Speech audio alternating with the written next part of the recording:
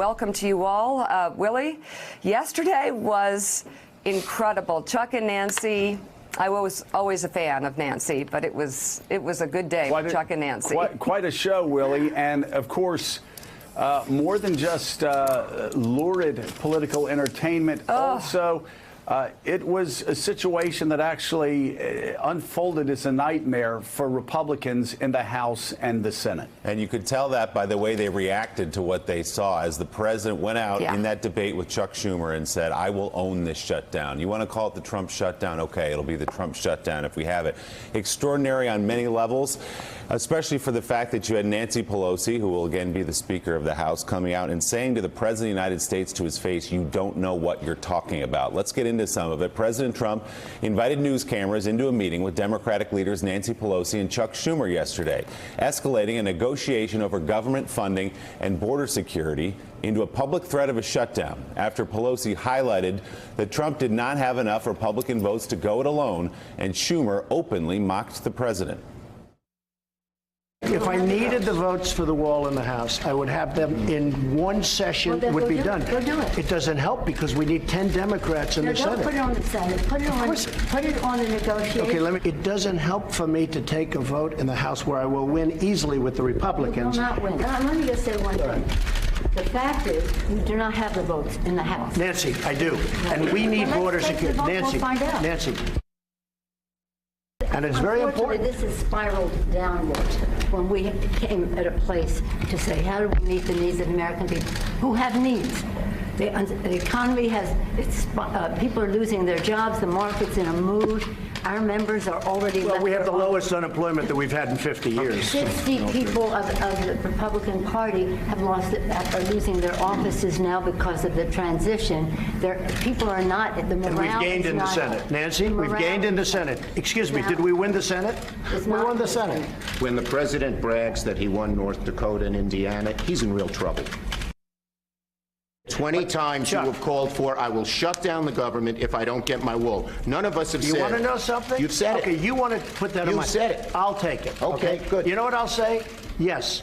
If we don't get what we want, one way or the other, whether it's through you, through a military, through anything you want to call, I will shut down the government. Okay, absolutely. fair enough. And I am proud, and I'll tell you what, I am proud to shut down the government for border security, Chuck, because the people of this country don't want criminals and people that have lots of problems and drugs pouring into our country. So I will take the mantle. I will be the one to shut it down. I'm not going to blame you for it. Chuck's like, Joe, there's no turning back from that one, is there? He dug in pretty deep on owning the shutdown if it happens, and Chuck Schumer just sort of nodding, getting exactly what he wanted out of that conversation. He was fantastic.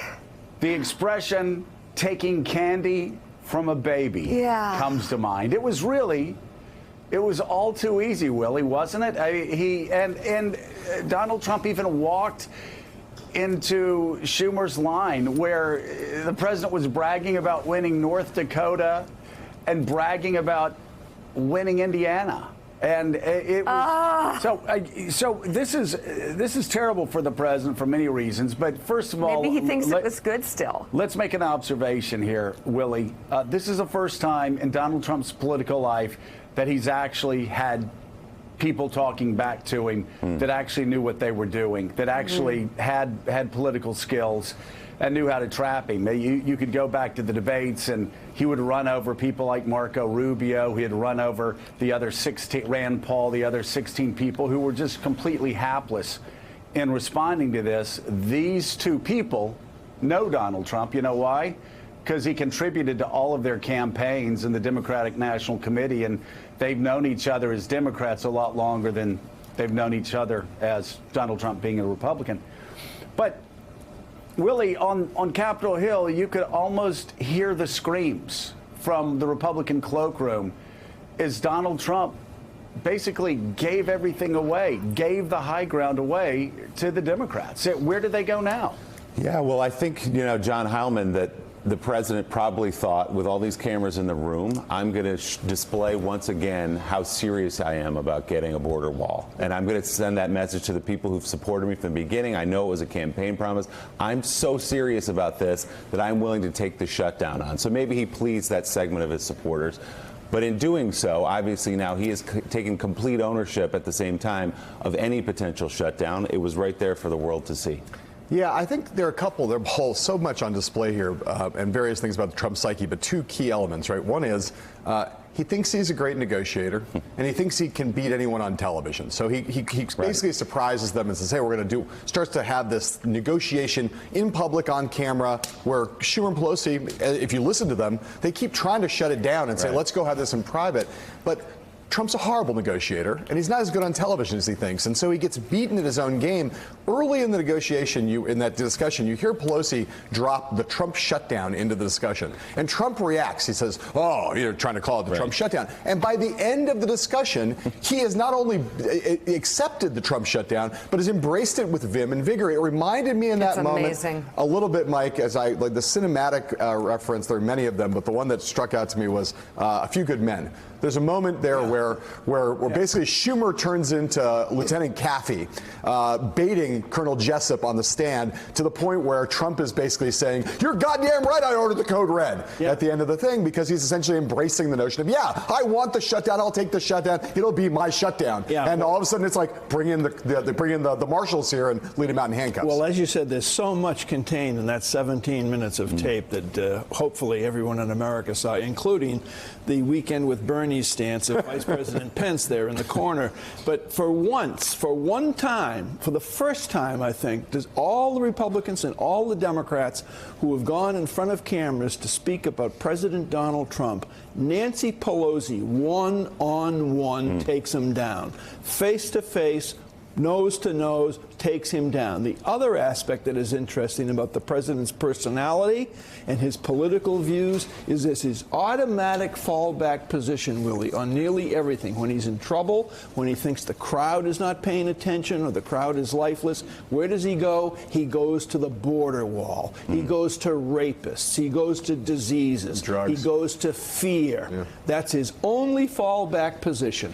And you know, Eugene Scott, as you look at what was happening in that room and you heard what happened afterward, Chuck Schumer and Nancy Pelosi couldn't have been happier. Nancy Pelosi was quoted as telling her colleagues in the House that the border wall is about President Trump's manhood, and then goes on to say, as if he had any manhood, effectively questioning that in the President of the United States.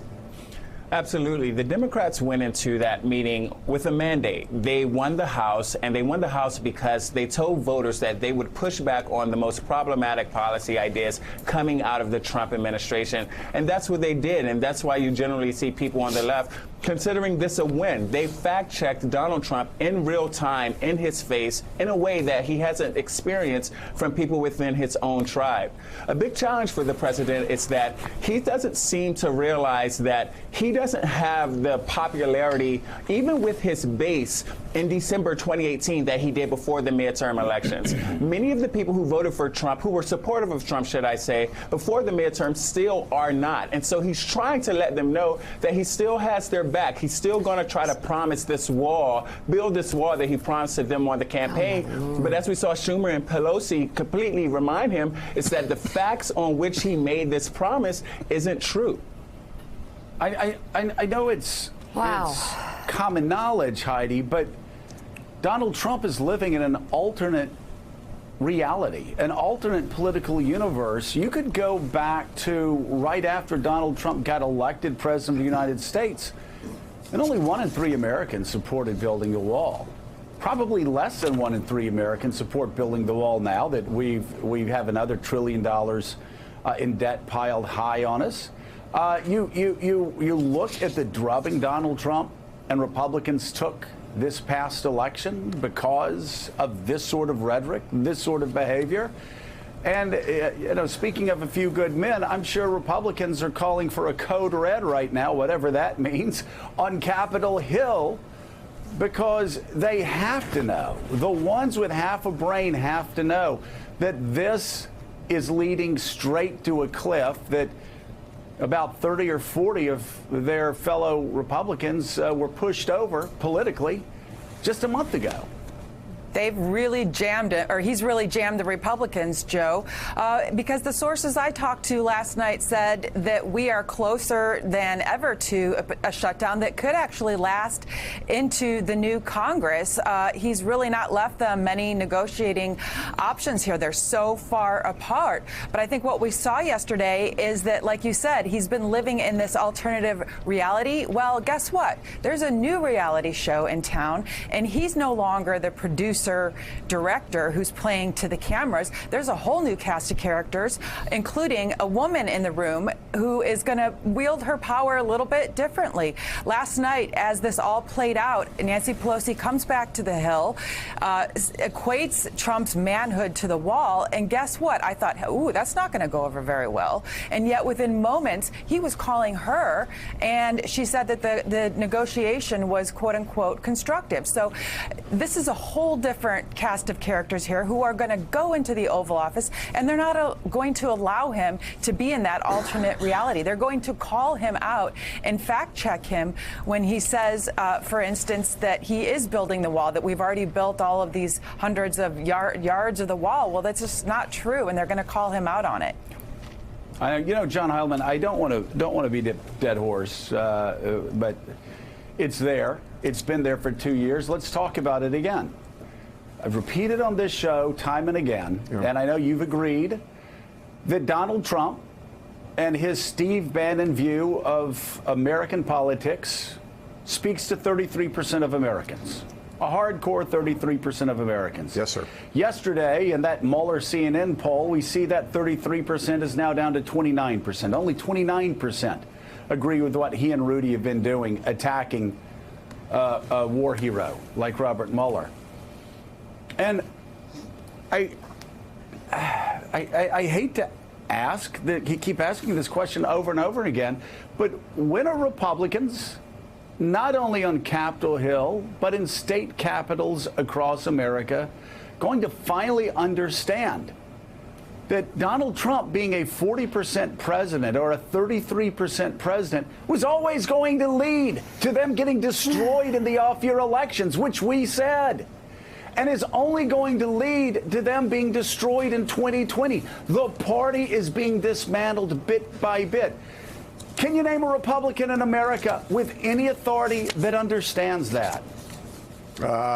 It's hard to cite any, Joe. And in fact, I'd say, amazingly, and I'm sure we'll get to this later in the show, we've seen over the course of the last couple days, in the context of the Mueller probe, in the context of the Southern District, where we talk about like there's been a reality tornado that's come through the White House and people finally recognize how much trouble Trump might be in, you still see people like Orrin Hatch, you still see people like Kevin McCarthy, you still see leaders of the Republican Party saying, well, you know, maybe he's been implicated in a crime in the Southern District. Maybe he's complicit in a felony. Maybe he's an unindicted co-conspirator. But, you know, campaign finance laws aren't really a very big deal. There's still a state of denial on Capitol Hill about the depth of the problem. There's still a state of denial on the legal front and political front. There's still a state of denial about the political reality, about how severe the loss was this November, about what it portends for 2 years from now, about the mounting troubles he faces. And all I can come back to every time when we have this discussion is